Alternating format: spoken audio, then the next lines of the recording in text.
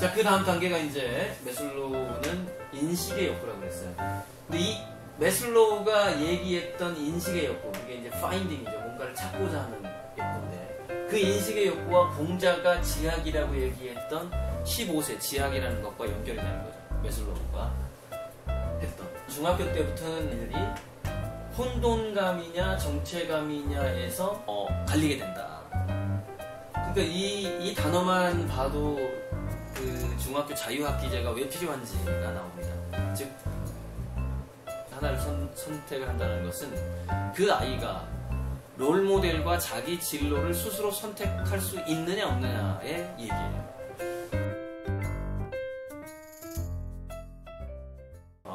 이 나이 때 13세, 15세 중학교 때의 롤모델을 선택하고 자기 진로를 찾는 것은 과연 정말 자기의 적성을 정확히 알아서 할 수 있는 것이냐의 문제죠.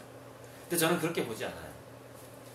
어려서부터 자기 자신에 대한 그 성취감과 신뢰감, 자율성, 주도성, 근면성을 획득하도록 자란 아이들은 13세가 넘었을 때 비록 나중에 알게 될지라도 그 자기가 선택한 진로가 나중에 자기 적성하고 안 맞는다는 것을 알게 될지라도 그때는 착각을 합니다.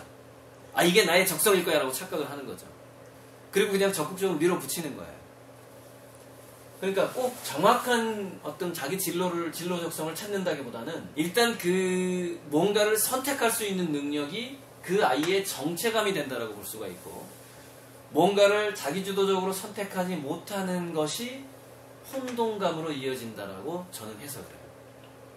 그래서 그 부모와의 관계에서 아이들이 자기주도성을 침해당하지 않고 결핍당하지 않는 것이 굉장히 이 5단계에서 인식의 욕구에서 굉장히 중요하고, 그때 그 인식의 욕구는 이제 그 운동으로 가게 되면은 뭔가 기술을 익히고자 하는 욕구가 되는 것이고, 공부로 가게 되면은 사전을 자꾸 찾아보게 되고 궁금한 것을 검색해보게 되는 그런 욕구가 되는 것이죠. 인식의 욕구. 자, 그 다음에 이제 미적인 욕구로 가게 되는데, 제가 여기서 15세, 35세로 확 올렸죠. 왜 올렸냐면은 이게 25세로 해도 되는데, 요즘에는 그 직장에 취직하는 연령이 늦어지다 보니까 요즘 시대에 제가 맞춘 겁니다. 그래서 이때는 자기가 사회에 기여를 할 수 있다는 느낌을 갖게 되면은 세상 사람들과의 친밀감이 형성이 된다 이거예요. 근데 자기가 사회에 뭔가 역할이 없다라고 느꼈을 때는 고립감에 빠지게 된다는 거죠. 그래서 지금 우리나라 현실에서는 그게 약 30대 정도의 그 자존감을 형성하느냐 그렇지 않느냐 결정이 된다.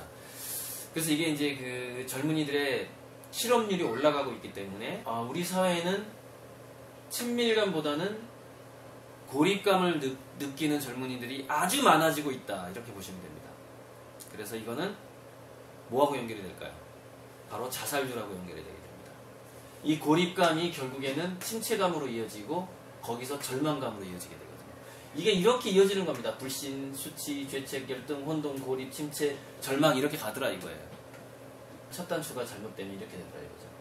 근데 첫 단추가 잘 되면은 신뢰감, 자율성, 주도성, 근면성, 정체감, 친밀감, 생산성, 자아통합으로 가더라는 거죠.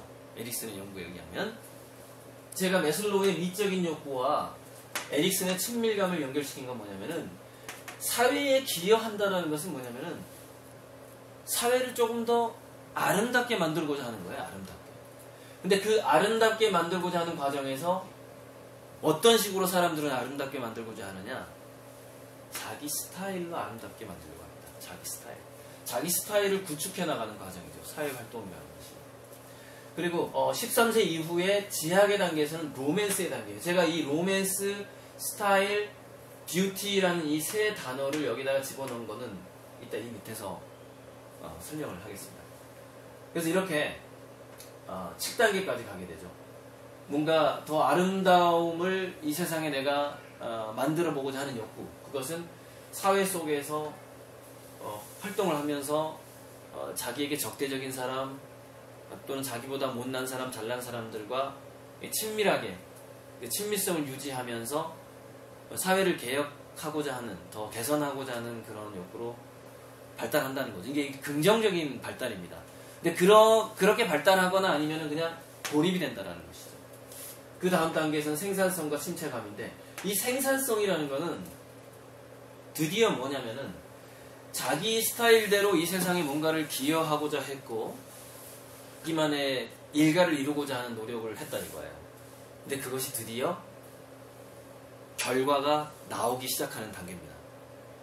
그 결과가 현대사회는 언제부터 나오냐? 저는 45세에서 50세 이후에 나온다고 생각을 하는 거죠.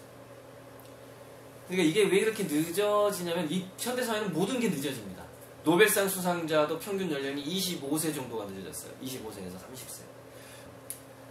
우리가 세상을 살면서 어떤 생산성을 맛보는 것. 즉, 내가 사회에 기여한 것이 드디어 결과물이 나오는구나 라는 걸 느끼는 나이는 일단 50 정도가 돼야 된다는 것이죠. 그래서 무슨 얘기냐면 이거는 공부할 게 너무 많고 사회가 혼란스럽고 변화가 심하다 보니까 자기가 이 지구상에 살면서 어떤 일을 하고 어떤 보람을 남겨야 되느냐에 대해서 은퇴할 때까지 사람들은 자기 삶을 돌아보지 못하고 살게 될 확률이 높다. 현대사회에. 바로 이런 점에서 우리는 제2, 제3의 삶을 살아야 하는 준비를 해야 되고 마흔쯤이 됐을 때 시중에 나온 책 제목처럼 진짜 인문학 공부에 푹 빠져야 되는 것이죠. 40쯤 됐을 때.